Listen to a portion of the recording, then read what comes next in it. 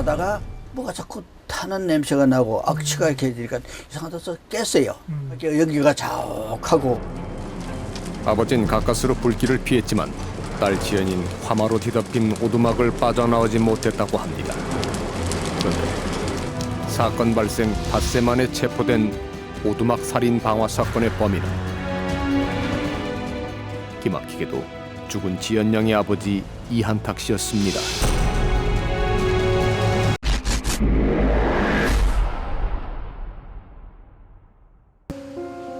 참변이 일어난 오두막 집은 지연이 가족이 다니고 있던 교회 수양관 건물 중 하나였습니다.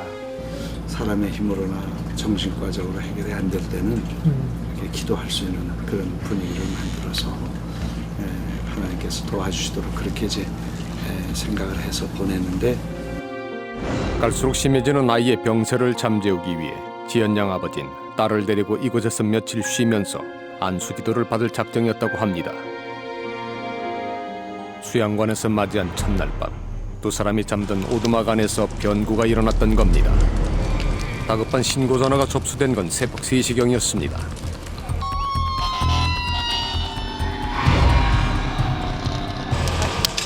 소방대원들이 오두막에 도착했을 때 불은 이미 절정에 다다른 상태였습니다. 상황이 좋지 않았다고 합니다. So we try not to disturb the scene, but it appeared to be like almost in the doorway, going back towards the, I believe there was a bathroom back in that hallway. As you walk from like the kitchen towards the hallway, the body had seemed to be right in the middle of the hallway. 시신이 발견된 화장실 앞을 중심으로 발견된 구멍은 모두 9개. 경찰은 이것이 기름을 뿌린 흔적, 즉 방화의 증거라고 했습니다. 특히나 부검 결과는 오두막 화재가 단순한 사고가 아닌 잔혹한 범죄라는 확신을 갖게 해줬다고 합니다. And when you have a person in a fire that has no carbon monoxide level, that means they died before the fire started.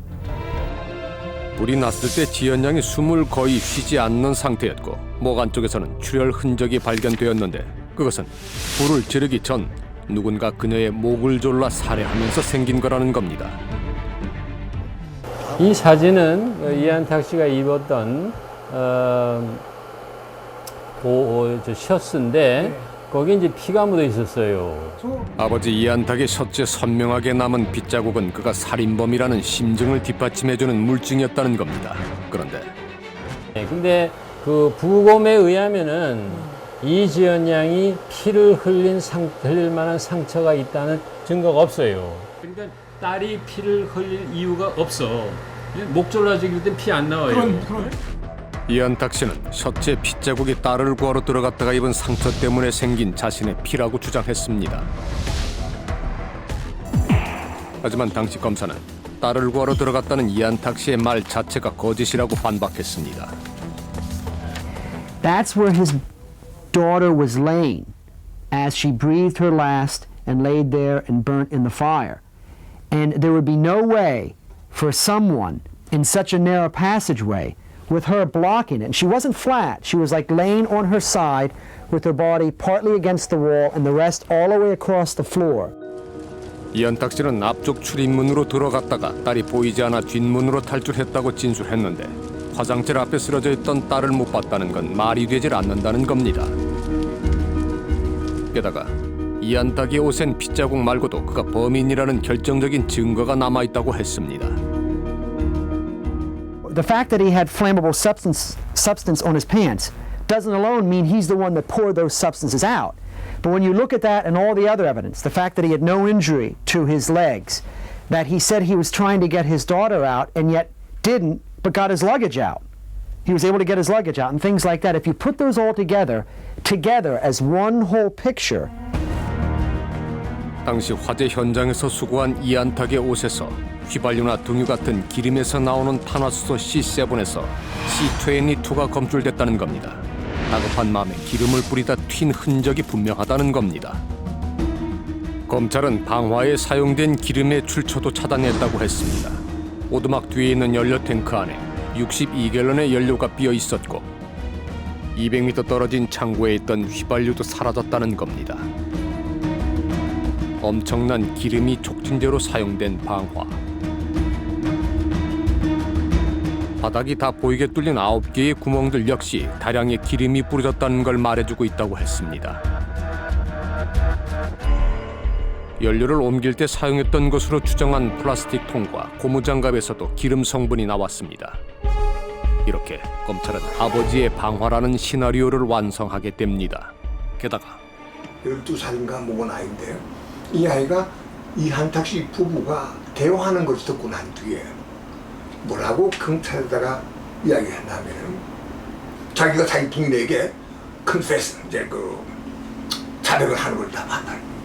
기가 막힌 이야기. 딸을 구하지 못했다며 남편을 원망하는 아내 앞에서 한 자책은 딸을 죽인 것을 스스로 인정한 자백이 되어버렸다는 겁니다. 그 당시 우리 지역에 유능한 변호사가 있다든지 한국의 정서와 미국에서 사는 걸 충분히 이해시켜줘야 될 텐데. 돈 없는 동양인을 위해 변론에 나서줄 변호사는 없었다고 합니다. 어렵게 변호사를 구했지만 그는 재판 당시 이한탁 씨에 대한 오해를 풀어줄 어떠한 변론도 하지 않았다고 합니다. 그 변호사가 문제가 상당히 많았습니다. 사무실에 이제 인터뷰를 갔더니 알코올 냄새가 막 났어요. 대낮인데. 그 이한탁 씨는 자신의 이 변론을 할 만한 그런 영어 실력은 당시 전혀 안 됐죠. 변호사와의 그 의사소통도 제대로 안 됐고요. 문제는 변호사가 불이 난 원인은 방화가 아니라 다른 이유였다는 이한탁 씨의 얘기를 묵살했다는 사실입니다. 93년 우리를 만난 이한탁 씨는 답답한 심경을 호소했었습니다. 딸이 없어서 이게 어딜 갔나. 그러니 막 이렇게 벽을 보니까 소켓에서 그냥 날카로운 소리가 나면서 이런 찢어지는 소리가 나면서 아주 요란해요. 그러면서 불이 막 나는 거예요. 분명 전기줄이 타는 걸 봤는데 느닷없이 자신을 방화 살인범으로 만들고 설명할 기회조차 주지 않는다며 그는 괴로워했습니다. 그때 그 심정은 내가 말할 수가 없어요. 한은 풀 수가 없고. 제가 그래서 하나님이 이게 어떻게 된 겁니까?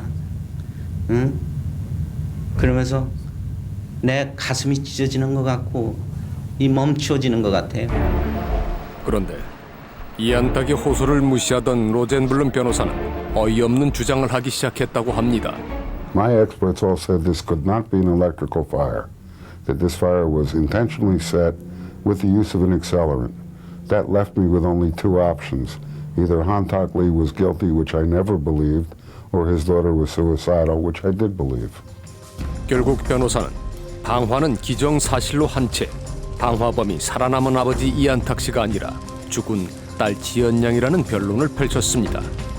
더욱 기막힌 건 나한테 연락도 안 했을 뿐만 아니라 내 소견을 그 판사한테 가서 얘기를 할 기회를 안 줬어요. 그러니까는 통역관도 없이 진행된 재판에서 이한탁 씨는 자신에게 불리하게 돌아가는 상황을 막을 도리가 없었습니다.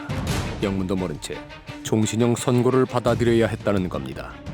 그 후 24년 이한탁 씨는 자신의 무죄를 밝힐 수 있는 기회를 얻기 위해 발버둥을 쳐왔다고 합니다.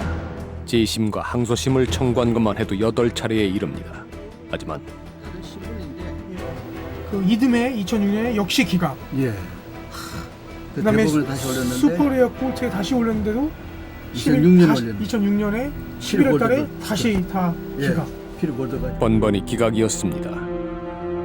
살인범이라는 낙인이 찍힌 이방인에게 미 사법부의 문은 쉽게 열리지 않았습니다.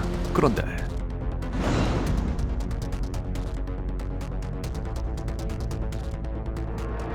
(24년) 만에 재심이라는 기적을 만든 이 리포트 안엔 어떤 진실이 숨겨져 있을까요?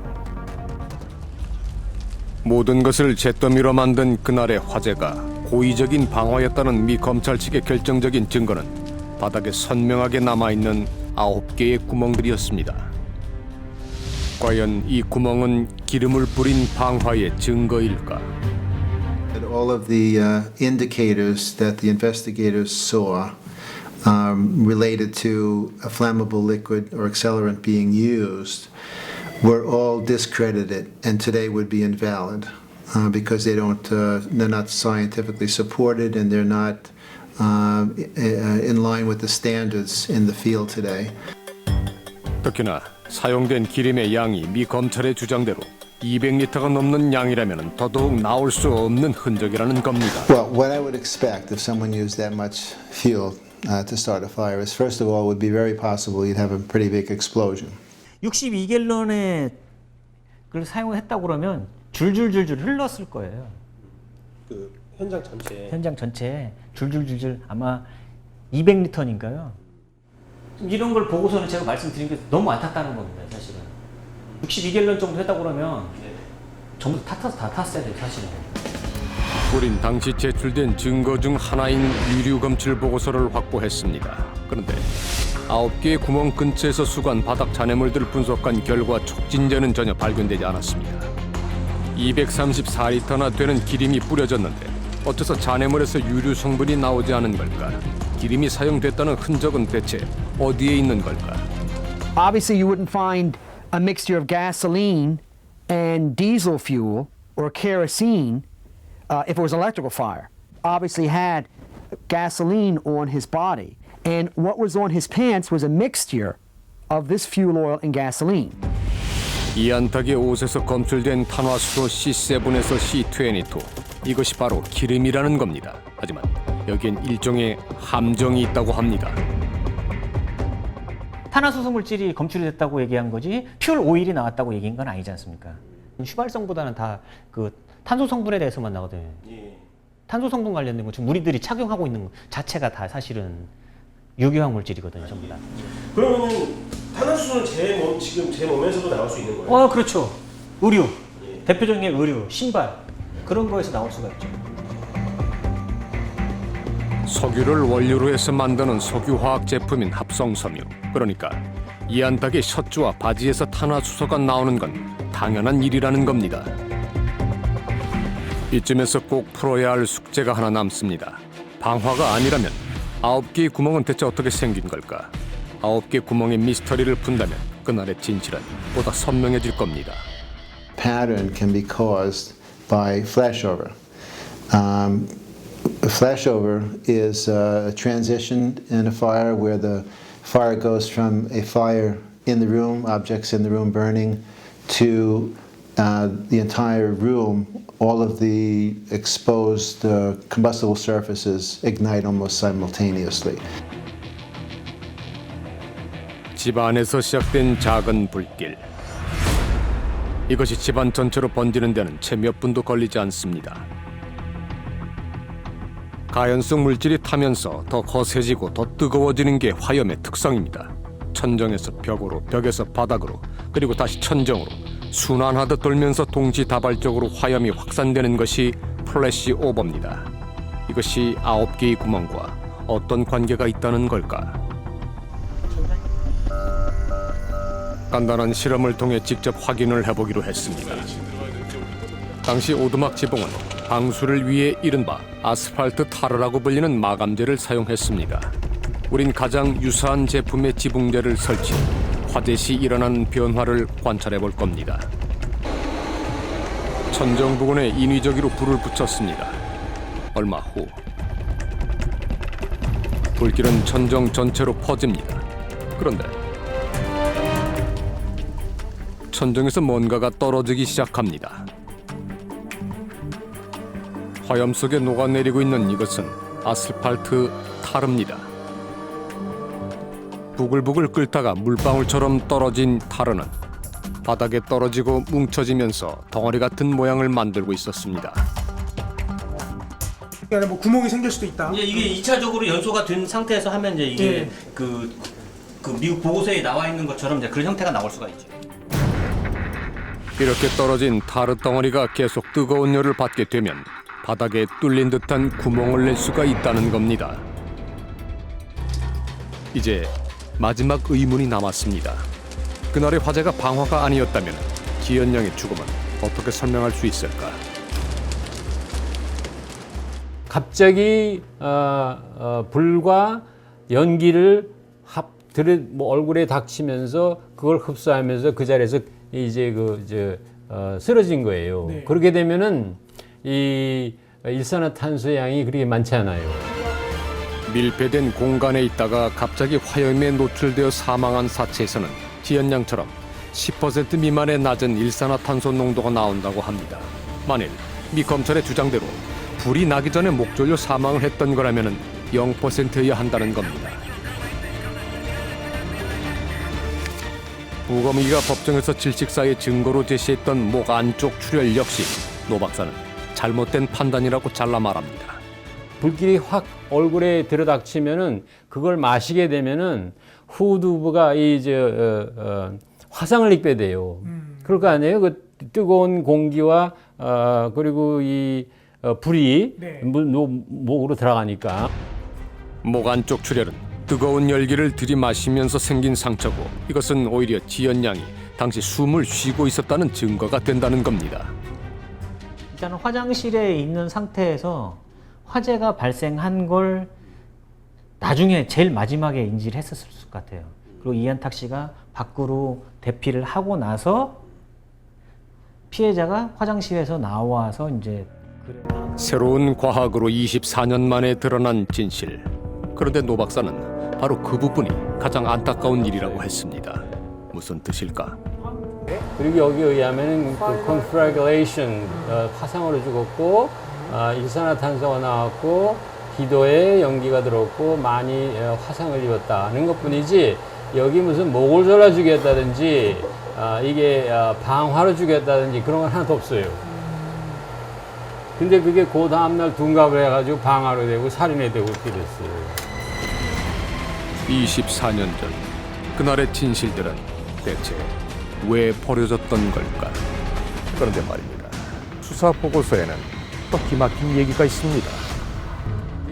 지붕에서 퍼지는 화염으로 전깃줄이 떨어져 나가고 오른쪽 바닥 부분에서는 불꽃이 튀는 이른바 아킹 현상이 있었다는 것이 최초 수사 보고서에 버젓이 적혀 있었습니다. 소방서원들이 와서 불 끌어 왔을 때 그 전깃줄이 스파키, 아킹을 한다는 거를 기록이 다 돼 있어요. 그게 누전이 됐다는 게 틀림없는 증거인데 또 불구하고 누전이라는 얘기는 아무도 그 재판한 도중에 해본 적이 없어요. 지연 양의 사인은 화재로 인한 질식사였습니다. 기름을 사용한 방화 흔적도 애초부터 없었습니다. 전기 합선이 의심됐습니다. 그날의 비극이 불운한 사고였을 가능성을 당시 수사 기록은 말하고 있었습니다. 그 기록들이 지워지지 않았다면 24년 전 이안탁 씨의 운명은 달라졌을 겁니다. 대체 왜 이런 중요한 증거들이 감쪽같이 사라져버렸던 걸까?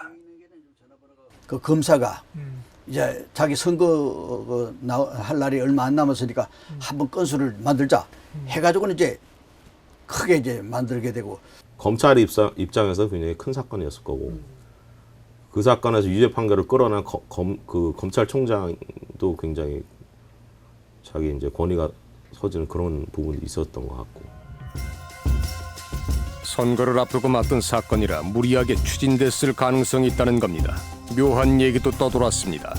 빌딩을 한국인 교회에다가 판 브로커 이 두 사람 그 중에서 브로커가 검사의 아버지였고 미국에서는 건물을 파고 사고할 때 확실한 인스펙션을 해서 검열을 하고 하는데 우리가 알기로는 제대로 검열이 안 되고 트랜스퍼가 돼가지고 건물이 양도된 거예요.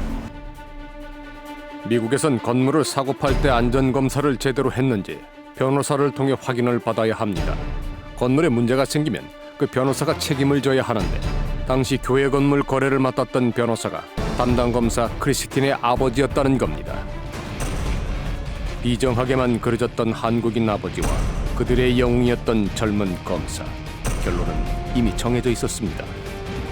가석방도 가명도 없는 종신형. 그것이 의지할 곳 없었던 한국인 아버지에게 내려진 형벌이었습니다.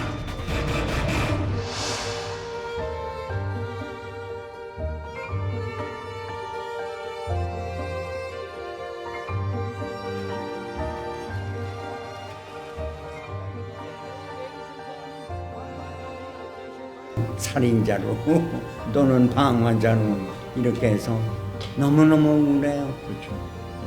그러나 우리 딸을 위해서, 나를 위해서 저는 살아야 되겠습니다.